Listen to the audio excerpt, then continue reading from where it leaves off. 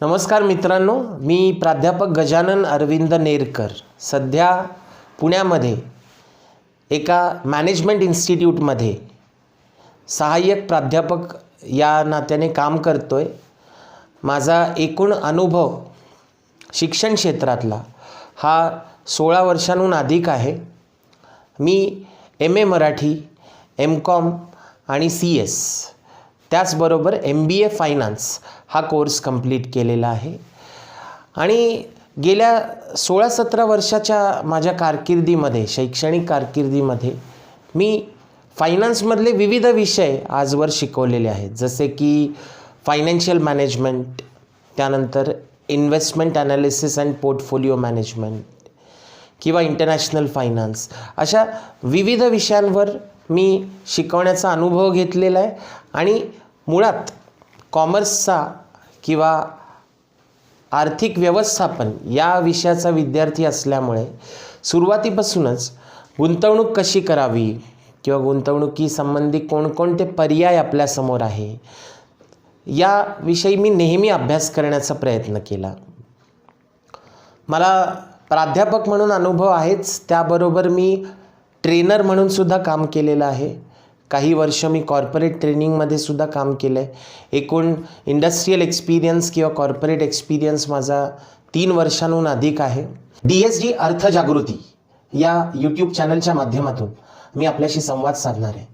या चॅनलचा प्रमुख उद्देश हा आपल्या गुंतवणूकदारांना, सामान्य माणसाला, जो की अत्यंत मेहनत करून आपला पगार मिळवत असतो किंवा व्यवसाय करत असेल तर त्यातून मेहनत करून नफा मिळवत असतो, अशा या सामान्य माणसाला, सामान्य नागरिकाला गुंतवणुकीचे विविध पर्याय कोणते आहेत आणि कशा प्रकारे अभ्यास करून आपण गुंतवणूक करू शकतो, कोणत्या प्रकारे योग्य आपल्याला लाभ मिळू शकतो, अशा पद्धतीचे काही विवेचन, ज्ञान, माहिती आम्ही देण्याचा प्रयत्न या यूट्यूब चॅनलच्या माध्यमातून करणार आहोत। आमचा उद्देश हा आपली समृद्धी, आपल्या ज्ञानाचा विकास, गुंतवणुकीविषयी अधिकाधिक स्पष्टता, गुंतवणुकीच्या विविध पर्यायांविषयी अधिक स्पष्टता, हे आमचा उद्देश आहे या यूट्यूब चॅनलचं। मित्रांनो, आपण जर रोजच्या जीवनाचा रहाटगाडगं पाहिलं तर कसा चालतो संसार, तर आपण महिनाभर मेहनत करतो, पगार मिळवतो, त्या पगारातून आधी सगळे खर्च निघून जातात आणि मग कधीतरी चुकून काहीतरी उरतं आणि थोड्याफार प्रमाणात बचत आपल्या खात्यामध्ये राहते। पण अशी परिस्थिती जर कायम राहिली तर माणूस जास्तीत जास्त कर्ज घेण्याच्या मागे किंवा कमी गुंतवणूक करण्याच्या मागे आणि शक्यतो मोठ्या प्रमाणात गरिबीकडे झुकला जातो। कारण आत्ताच्या काळामध्ये ज्या गतीने महागाई वाढते त्या गतीने आपलं उत्पन्न किंवा आपला पगार वाढत नसतो। मग अशा परिस्थितीमध्ये आपण कसा विचार केला पाहिजे, तर पगार वजा खर्च बरोबर बचत असं न करता पगार वजा बचत आणि उरलेल्या जी रक्कम आहे तो म्हणजे खर्च, अशा पद्धतीने आपण नियोजन केलं पाहिजे। आर्थिक व्यवस्थापन कसं केलं पाहिजे, तर आपल्या बचतीचे, आपल्या गुंतवणुकीचे जे पैसे आहेत ते आपण आधी पगारातून बाजूला काढले पाहिजे आणि मग इतर खर्च त्या उरलेल्या रकमेमध्ये आपण केले पाहिजे। हा आपला जो उद्देश आहे गुंतवणुकीचा, तो कशातून सिद्ध होतो, तर सुरुवातीला आपल्या खात्यामध्ये जर बचत असेल तरच आपण गुंतवणूक करू शकतो। मित्रांनो, तर या माध्यमातून मी आपल्याला गुंतवणुकीचे विविध पर्याय सुद्धा सांगू इच्छितो, त्यावर आपण बोलू। मित्रांनो, आजच्या काळामध्ये 21व्या शतकामध्ये जर गुंतवणूक करायची असेल तर कोणते पर्याय आहेत, तर इक्विटी शेअर्स किंवा म्युच्युअल फंड्स हा एक पर्याय आहे, फिक्स्ड डिपॉझिट हा एक पर्याय आहे, पोस्ट ऑफिस किंवा सरकारी गुंतवणुकीचे पर्याय आपल्याला माहिती आहेत, किसान विकास पत्र, इंदिरा विकास पत्र किंवा त्याचबरोबर पोस्टल डिपॉझिट्स, असे काही पर्याय आपल्या समोर असतात। त्याचबरोबर प्रॉव्हिडंट फंड हा एक मोठा पर्याय आहे गुंतवणुकीचा। आता जे नोकरी करतात त्यांच्या खात्यातून, त्यांच्या पगारातून आपोआप प्रॉव्हिडंट फंडाची रक्कम कमी करण्यात येते, त्याला आपण एम्प्लॉईज प्रॉव्हिडंट फंड असं म्हणतो। पण त्या एम्प्लॉईज प्रॉव्हिडंट फंडच्या व्यतिरिक्त जर आपल्याला आणखी गुंतवणूक करायची असेल तर आपण PPF मध्ये सुद्धा गुंतवणूक करू शकतो, ज्याला आपण पब्लिक प्रॉव्हिडंट फंड असं म्हणतो। आणखी पर्याय कोणते, तर सोने चांदी किंवा दागिन्यांमध्ये गुंतवणूक, या शिवाय अजून पण बरेच पर्याय आहेत। रोखीचे व्यवहार किंवा फॉरेन एक्सचेंज हा सुद्धा गुंतवणुकीचा एक महत्त्वाचा पर्याय आहे।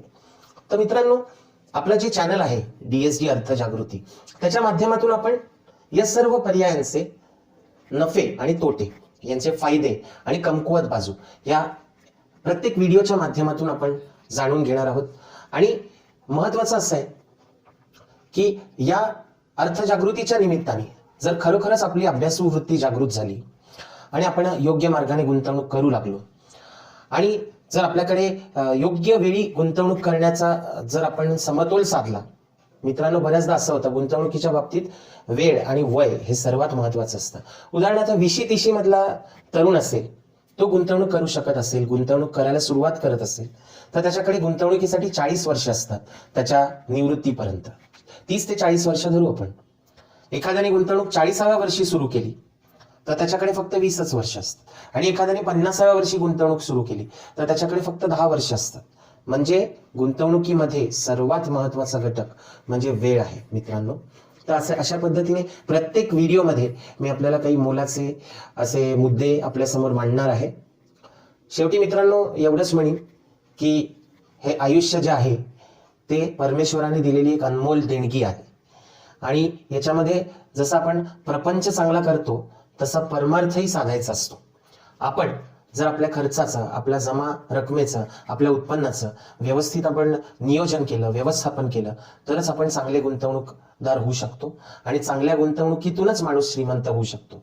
आजच्या काळामध्ये पगार मिळवून आपण श्रीमंत होण्याचे स्वप्न बघत असाल किंवा व्यापारातल्या नफ्यातून आपण फार मोठे काही चमत्कार होतील अशी अपेक्षा धरणार असाल तर ती अपेक्षा ही फारशी पूर्ण होणारी नाहीये. पण गुंतवणुकीतून आर्थिक चमत्कार घडू शकतात याची अनेक उदाहरणं मी आपल्या DSD अर्थजागृतीच्या माध्यमातून आपल्याला स्पष्ट करणार आहे. हा व्हिडिओ जो आहे आजचा तो फक्त परिचयासाठी आहे. मी आपल्यासोबत आणखी अनेक व्हिडिओजमध्ये एकत्र राहणार आहे, आपल्या प्रश्नांची उत्तरं देखील देणार आहे. तर मित्रांनो, पुन्हा भेटूया एका नवीन व्हिडिओमध्ये.